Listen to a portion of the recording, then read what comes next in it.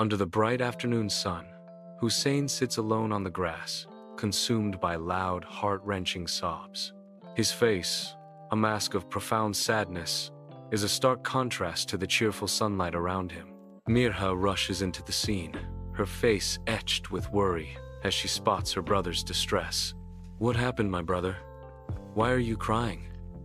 Mirha asks, her voice laced with concern. Through choked sobs, Hussain cries, "I can't find my car! Api!"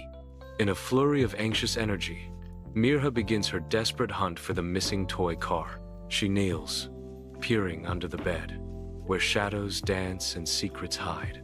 Mirha throws herself behind the sofa, her desperation mounting with each fruitless search. In a moment of frantic resolve, she dives into the laundry basket, her heart pounding with urgency. "I can't bear to see my brother so upset," Mirha whispers, her voice trembling with love. In the heart of the kitchen, Mirha's quest culminates beneath a forgotten shelf. Triumph lights her face as she retrieves the toy car, carefully dusting away the traces of time. Bursting with joy, Mirha rushes towards Hussain, her steps echoing with sisterly love.